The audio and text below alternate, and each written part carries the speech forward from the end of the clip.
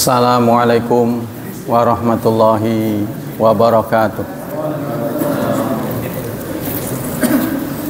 Innal hamdalillah nahmaduhu wa nasta'inuhu wa nastaghfiruh. Wa na'udzu billahi min syururi anfusina wa min sayyiati a'malina. May yahdihillahu fala mudhillalah wa may yudlil fala hadiyalah. Asyhadu an la ilaha illallah wa asyhadu anna Muhammadan abduhu wa rasuluh la nabiyya ba'dah. Allahumma salli wa sallim ala nabiyyina Muhammad sallallahu alaihi wasallam wa ala alihi wa sahbihi wa man sara ala nahjihi ila yaumiddin, amma ba'd. Ayolah ikhwah, kita lanjutkan tafsir surat ke-8 Al-Anfal ayat 36. A'udzu billahi minasy syaithanir rajim. Bismillahirrahmanirrahim. Innalladzina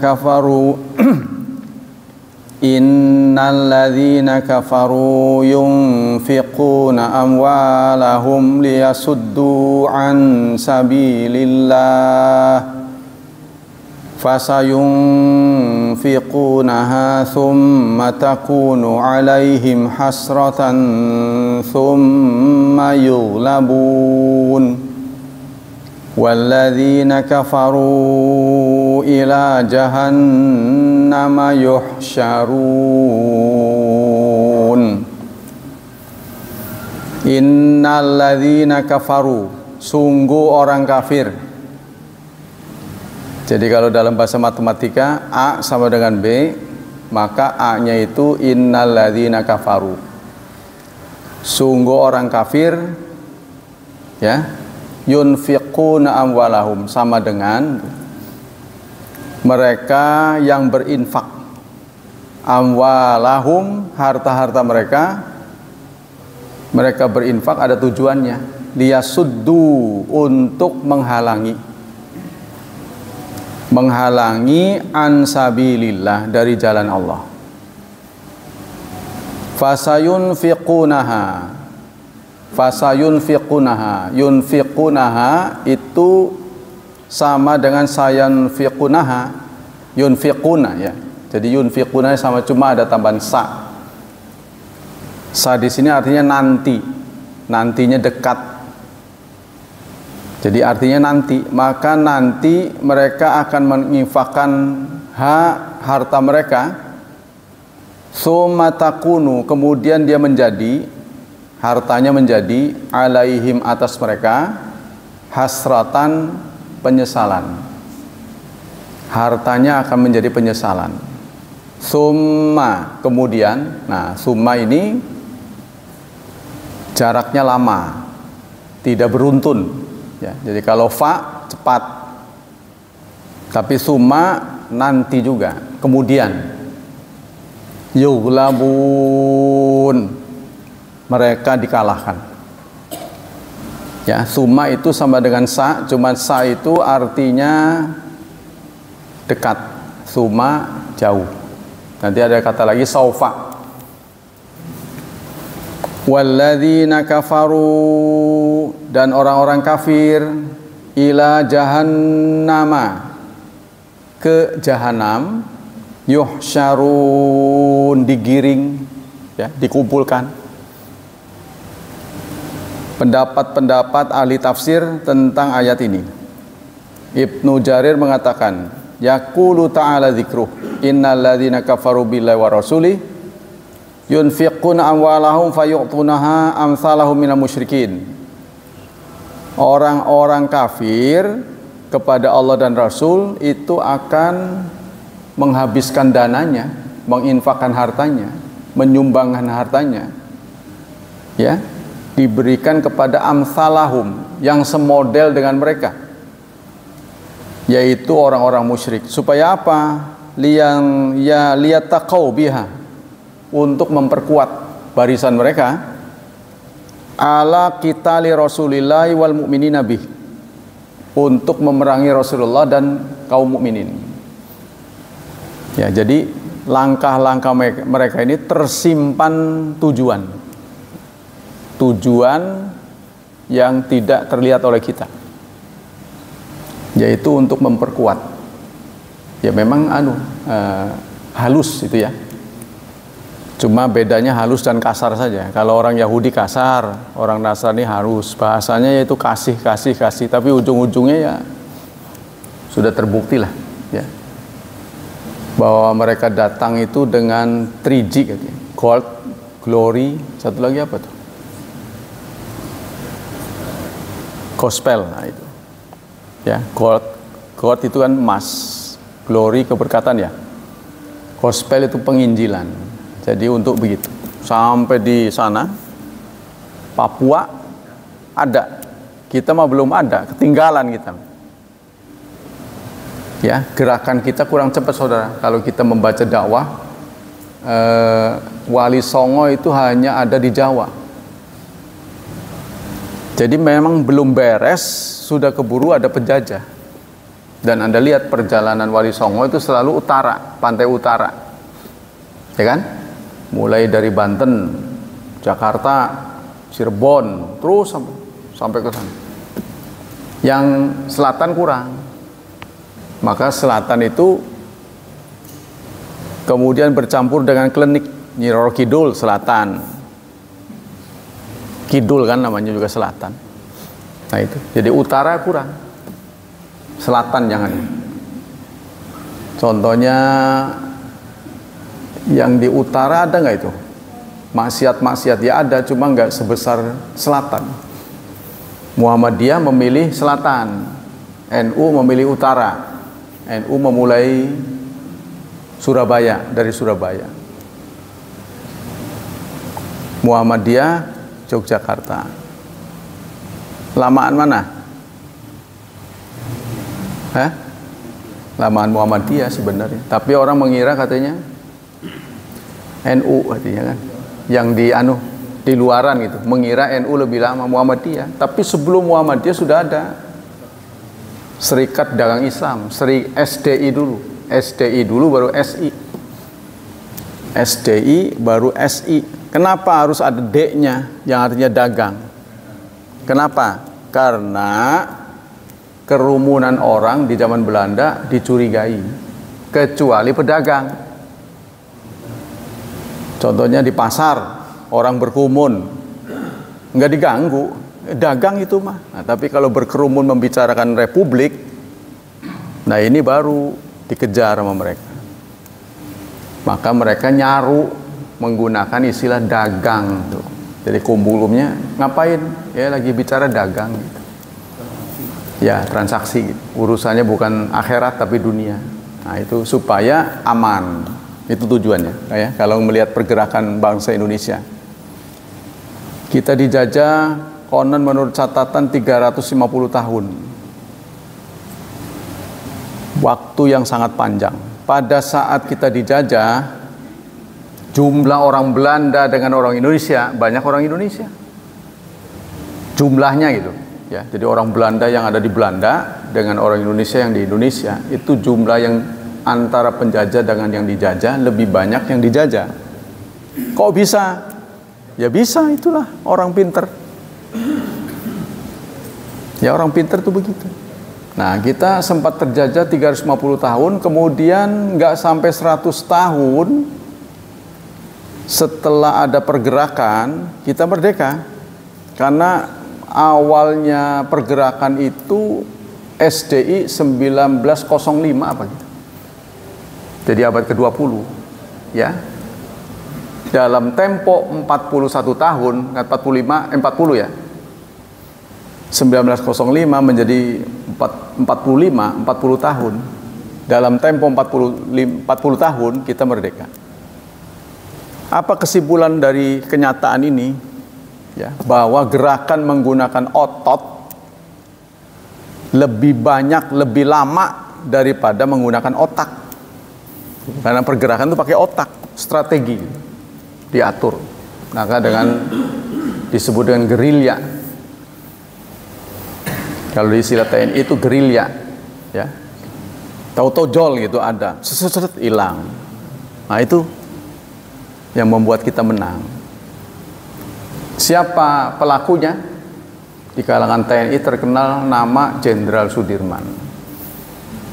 Siapa Jenderal Sudirman? Orang Muhammadiyah, lahiran Purwokerto, orang Jawa, ya Sudirman. Dan dia menjadi jenderal muda mungkin, jenderal dengan 4 jenderal besar bahkan ya. Kalau sekarang tuh bintang 5, masih muda karena dia belum 40 udah wafat ya. Jadi kena paru-paru. Ya, digotong-gotong dia masih berjuang. Sampai tahun 45 merdeka, beliau juga tunduk. Kalau dia mau, dia bisa mimpin republik, tapi dia nggak mau. Jadi bukan nafsu kekuasaan yang dia perjuangkan, tapi kemerdekaan. Tuluslah singkatnya. Itulah Pak Sudirman. Sehingga menjadi kekaguman, ya, yaitu orang Islam, Muhammadiyah, ya. Kita lanjut. Dzalika summa takun nafaqatum tilka alaihim hasratan. Kemudian nafkah mereka memberi sokongan kepada orang musyrik satu saat nanti akan menjadi hasratan, penyesalan. Yaqulu tasiru nadamatan alaihim, artinya menjadi penyesalan li anna amwalahum tadhhab wa la yadfaruna bima ya'mulun wa yatma'un fihi min itfai nurillah wa ilai kalimatil kufri an kalimatillah. Karena harta mereka habis tapi nggak menang, hartanya mah habis, ya, jadi energi yang dikeluarkan tapi ngempos istilahnya, nggak berhasil. Tuh, li'anna Allah Ta'ala mu'li kalimatah, karena Allah meninggikan kalimatnya. Wajailu kalimatal kufri sufla, menjadikan kalimat kufur rendah.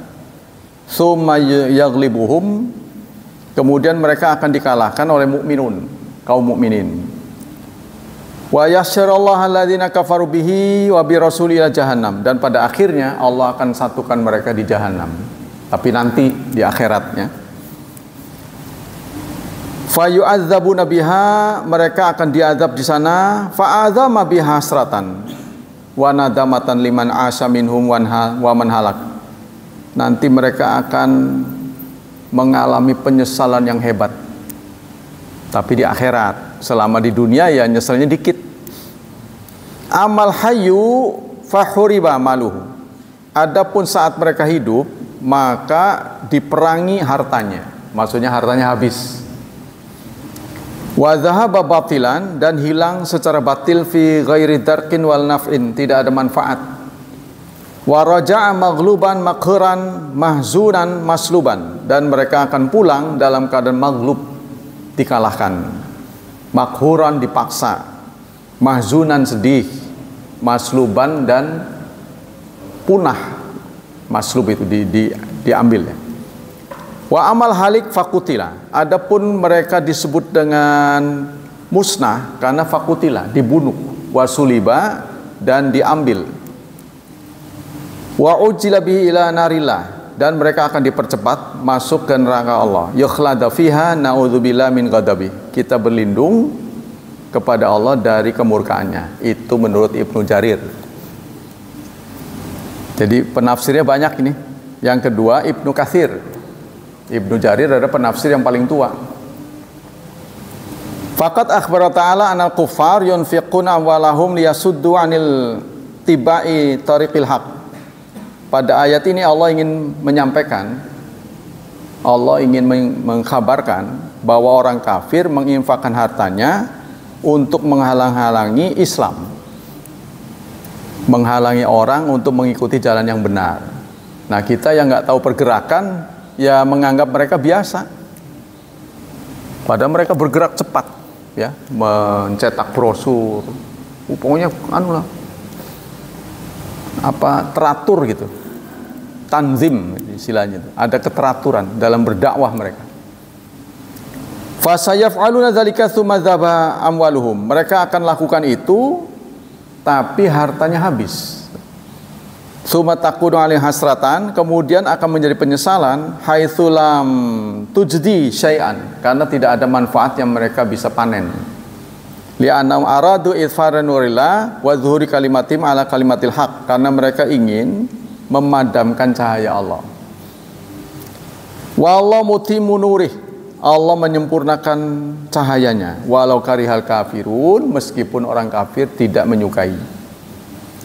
Wa nasiru dinihi, dan Allah akan menolong agamanya. Wa mu'linu kalimati, dan meninggikan kalimatnya. Wa muzhiru dini, dan menzahirkan agamanya. Ala kulli din, di atas semua agama. Fahadzal khizyu lahum fid dunya, ini adalah kehinaan yang mereka terima di dunia. Di dunianya saya sudah hina. Walau fil akhirati azabun nar, di akhirat nanti akan ada azab lagi, ya, azab neraka. Faman asya minhum ra'a bi'ainihi, barang siapa yang hidup bersama mereka, mereka akan menyaksikannya. Bi'udhunihi ma yasuh, dengan telinga mereka, dengan telinganya apa-apa yang membuat mereka kesal. Waman kutila minhum aw mata fa ilal khizyil abadi wal azabul sarmadi, dan yang sempat dibunuh di antara mereka itu akan menghadapi kehinaan yang abadi. Nah, ini kata Ibnu Katsir. Ibnu Jarir sudah, Ibnu Katsir sudah, itu kan? Sekarang Al-Qasimi, seorang penafsir. Ini penafsirnya kurang lebih 1, 2, 3, 4, 5, 6, 7. Dihadirkan 7 penafsir. Qala ba'dhum samratal ayat khatar muawana ala maksiatillah. Kata Al-Qasimi, kesimpulan dari ayat ini, ya, memberikan inspirasi pada kita tentang bahayanya maksiat. Jadi maksiat Allah akan berakhir dengan penyesalan. Ya, kemudian annal infaq fi dzalika maksiat. Begitu juga memberikan sokongan. Sokongan kepada maksiat adalah maksiat, walaupun bukan mereka pelakunya. Ya, contohnya kita tahulah dalam dunia bisnis. Ya, dalam dunia bisnis mereka keuntungannya itu dibagi untuk program Yahudi menindas orang Palestina. Maka saudara-saudara kita berseru, kalau Anda nggak bisa datang ke sana membantu, kalau Anda nggak bisa nyumbang perjuangan mereka, minimal jangan beli barang mereka. Kita boikot. Apa hasil pemboikotkan kita? Ada fried chicken tuh sepi sekarang, pada nggak mau, sampai dia promosi tetap aja sepi. Itu boikot dari kita. Lumayan ada hasilnya, sehingga terciptalah gencatan senjata. Ya, bagaimanapun kan mereka menganiaya saudara kita kan harus punya duit, ya kan, untuk beli senjata. Kalau nggak punya senjata, ya, kalau nggak punya duit bagaimana bisa beli senjata? Nah, minimal kita tolong itu, jangan beli lagi. Tapi itu persoalannya, kalau kita nggak beli, nggak ada produk yang sama lagi. Kita butuh, terutama spare part, ya, spare part itu. Seperti begini, sekarang perang dagang tuh. Amerika menetapkan, karena mereka merasa tersaingi, mereka menetapkan barang-barang impor dari Cina dinaikkan pajaknya. Kebijakan dari Donald Trump. Dia ini bodoh. Bodohnya kenapa? Dari dulu tuh bodohnya, heran tuh, dipilih lagi, heran. Jadi nggak beda dengan kita, ya. Lucu ya. Donald itu kan bebek kan. Kemarin itu kan marah sama itu tuh. Yang kemarin siapa? Pakai kaos itu. Belum pernah terjadi itu. Nah, dia nggak mikir barang di dunia ini yang paling banyak dipakai itu barang dari mana? Dari Cina. Kalau sampai dia ngebales, nggak dipikir bagaimana akibatnya. Benar, Cina membalas. Barang-barang dari Amerika dikenakan pajak tinggi. Lah otomatis yang rugi dia, dia butuh. Pasar yang besar sih. Iya, artinya orang Cina dengan orang Amerika nggak terbiasa hidup prihatin. Gajinya harus gede, kan? Pokoknya boros lah. Orang Cina mah tahu sendiri. Kita aja klepek-klepek. Dia kan gila kerja. Mungkin kalau nggak ada ngantuk juga nggak tidur itu. Ini Posko kan Korea dengan orang KS.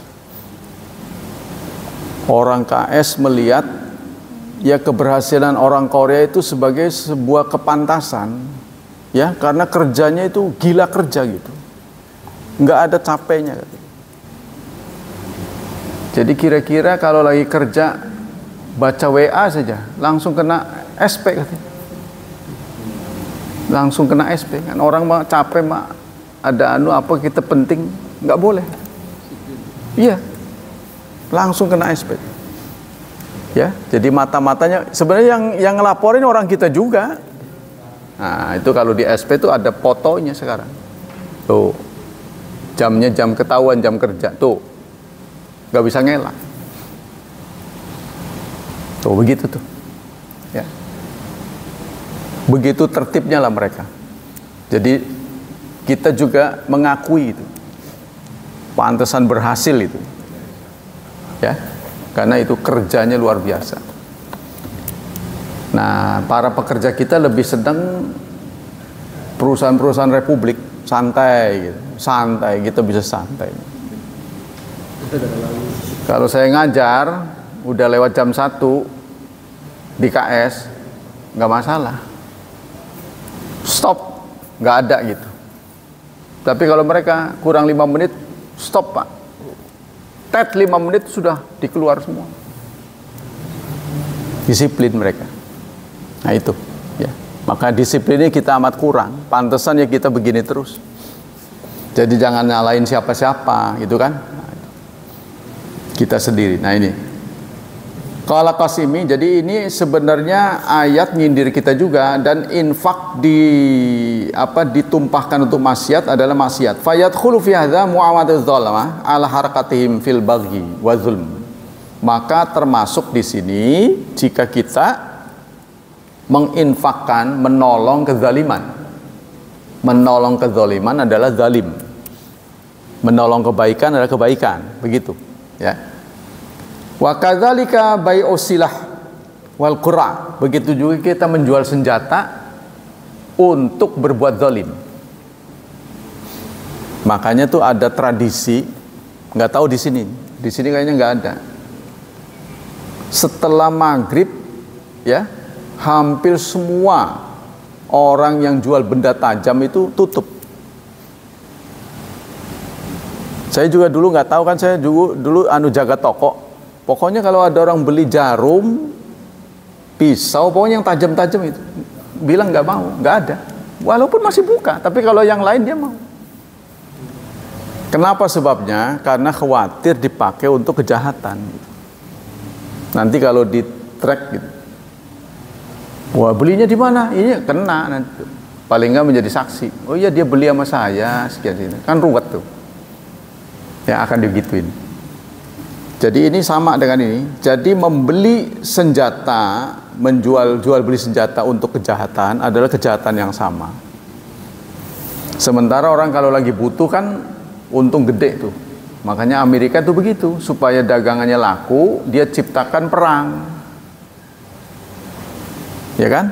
Negeri yang sedang berperang kan butuh senjata. Nah, dia jual mahal. Ya, dia menciptakan perang. Ya itu sudah bukan rahasia lah. Toko-toko juga begitu. Kalau ada benda ya yang membutuhkan spare part itu lebih mahal.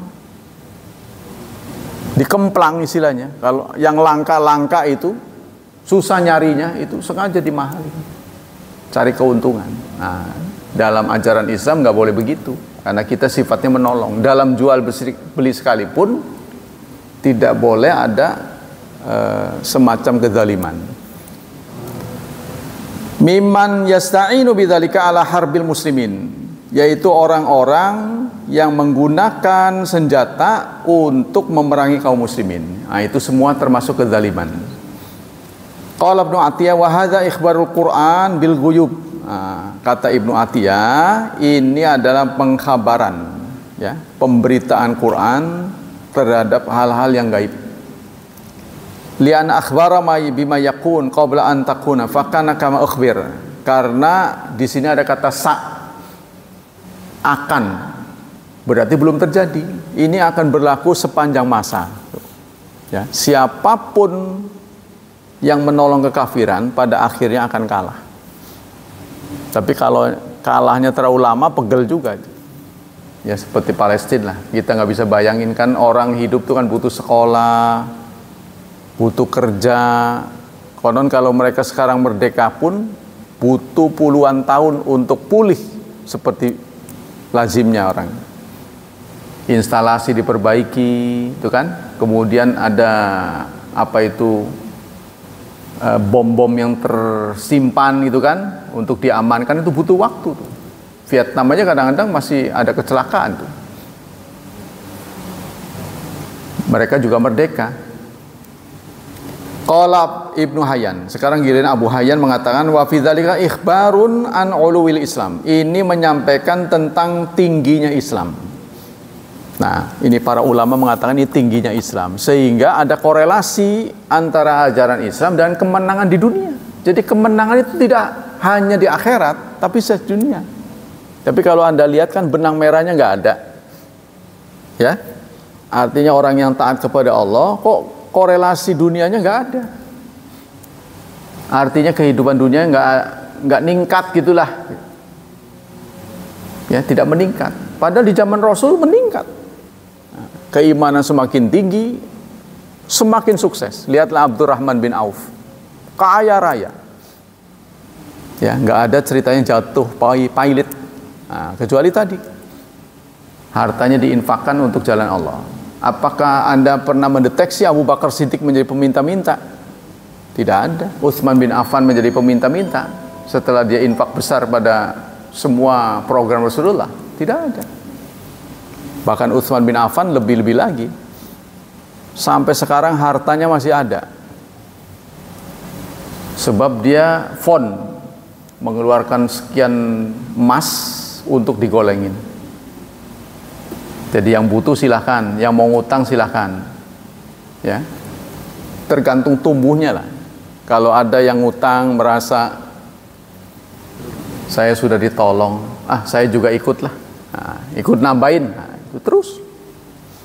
Tapi nggak dipaksa. Itu sampai sekarang tuh masih digolengin. Hartanya Utsman bin Affan. Ya. Dan sudah 15 abad kan? Bayangin itu. Ya, wakafnya itu. Jadi kita kalau wakaf kan kuburan, madrasah. Utsman bin Affan mah uang tunai. Kan kita juga butuh uang tunai buat dagang, nanti dia ngembaliin. Kalau nggak bisa ngembaliin ya nggak apa-apa, kan urusan dengan Allah. Berarti berkurang. Tapi kan nggak selalu semua orang begitu. Di antara orang yang gagal dibanding dengan yang sukses, lebih banyak yang sukses kalau jujur. Saya sudah ditolong. Kan ada tuh semacam begini. Kalau kita pinter, tapi kita butuh dana besar buat kuliah, ngutang dulu. Nanti insya Allah kalau saya udah kerja tak bayar. Kan dia merasa hutang pribadi kan. Padahal kucuran dari dana sana mah beasiswa, ya kan? Ikhlas begitu aja. Kan sekarang ada Pak. Termasuk anak saya juga di antara mereka yang dapat 3 tahun apa itu kucuran dana. Itu dari orang Islam. Jadi ada fond dana. Termasuk Pak Habibie. Pak Habibie selama menjabat gajinya nggak pernah diambil, ditabung. Nah itu untuk pendidikan dia. Dia nguliain orang ke, nggak banyak ngomong Pak Habibie, nggak koar-koar. Satu yang selalu dikenang oleh komunitas mu'alaf adalah apa yang suka kita dengar Jalan Lause, kumpulan orang-orang Chinese Muslim, Jalan Lause di Senen. Waktu itu tempat yang sekarang dipakai ini nyewa, ya, nyewa kepada orang Nasrani yang kebetulan jadi menteri, Pak. Jadi menteri waktu itu Nasrani. Nah, tahu bahwa tempatnya dipakai buat dakwah, begitu kontrak habis, niatnya nggak mau ngontrakin lagi, karena arahnya ke situ. Sebenarnya dia nggak dipakai, tapi bahasanya dijual dengan harga yang tidak pantas, melambung tinggi. Pokoknya dibuat kira-kira orang Islam kalau mau beli nggak kebeli dah. Iya, diusir secara halus. Tapi kalau mau ngusir kan nanti takutnya marah kan. Diam-diam kita menghubungi Pak Habibie. Dibeli sama Pak Habibie. Dan tidak dicatat di situ nama Pak Habibie. Jadi disebutnya Abdi Bangsa saja, PT Abdi Bangsa. Ini wakaf dari Abdi Bangsa. Tapi setelah beliau wafat kayaknya sudah tidak ada masalah lagi kalau disebut namanya. Kan udah meninggal kan? Kita tetap mengenang. Kalau saat hidup itu permintaan beliau, jangan bawa nama saya. Jadi beliau ingin nyumbang tapi tidak riak gitu. Jadi PT Abdi Bangsa dulu tuh ditulis. Tapi lama-lama ya Profesor Dr. Habibie setelah beliau wafat. Nah itulah saya terharu juga. Bukan itu saja, PTDI juga sama. Ya, masjid begitu besar, beliau juga turut nyumbang. Jadi banyak sumbangannya. Termasuk di Bandung itu rumah sakit mata ya. Rumah sakit mata di Jalan Tubagus Ismail.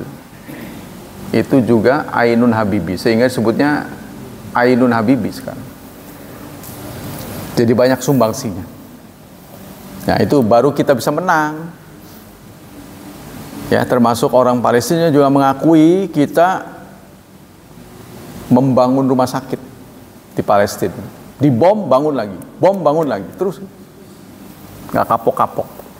Gitu. Pantang mundur. Ya kita udah tahu lah pengalaman dijajah udah berapa ratus tahun itu.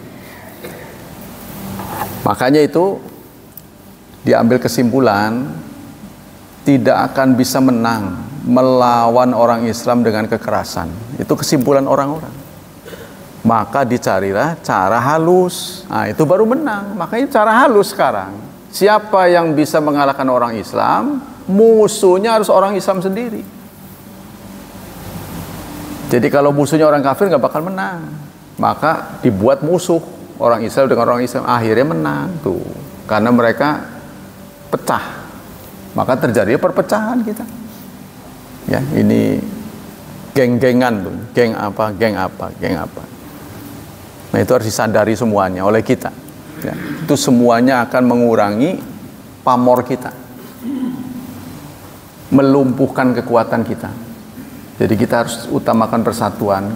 Perbedaan itu tidak mungkin bisa dihapuskan. Di zaman Rasulullah juga sudah ada perbedaan. Cuma perbedaan yang tidak boleh dalam masalah akidah. Kalau perbedaan kecil-kecil, kunut tidak kunut, terawih sekian, jangan jadi masalah kita. Harus bertengkar. Kita toleransi aja. Sama dengan Anda suka bakso, saya suka tempe. Kan nggak berantem itu. Itu aja. Ya kan? Masa dipaksa suruh sama kayak kita? Nggak boleh lah. Anda suka asin, saya suka manis. Itu aja. Selera. Mau yang mana? Ya, itu sudah betul-betul. Kita kembali ke sini. Qala Abu Hayyan, nah, ini sudah wa kadza waqafa fatahul bilad. Maka di zaman dulu karena kekompakan kita bisa menaklukkan negeri-negeri. Nah, penaklukan orang Islam ini nggak pernah ada julukan penjajahan. Ya kan? Orang asli Indonesia ya kita-kita inilah. Bangsa asing banyak. Portugis, Belanda, ya, Inggris, itu asing semua, termasuk Arab. Tapi nggak ada ceritanya kehadiran orang Arab disebut penjajah. Padahal orang asing juga kan? Kenapa? Karena mereka datang tidak mengeksplorasi, tidak mengeksploitasi. Tidak ada kerja paksa yang dimandori oleh orang Arab, nggak ada. Mereka justru melakukan asimilasi, menikahi orang setempat. Tuh. Yang dijajah itu jadi mertuanya, jadi mantunya, jadi menjadi satu, menyatu. Nah, itulah dakwah dari Islam dulu. Nah, kita tidak boleh membuat jarak dengan masyarakat, tidak boleh. Sebab akan nihil hasilnya. Kita harus mengajak, menyadarkan orang. Ya, kata Abu Hayyan. Sehingga dengan sikap seperti ini, orang Islam itu berhasil menaklukkan negeri-negeri dengan kecepatan yang luar biasa, tanpa senjata, tanpa kekerasan. Nah, ini yang gemilang ya.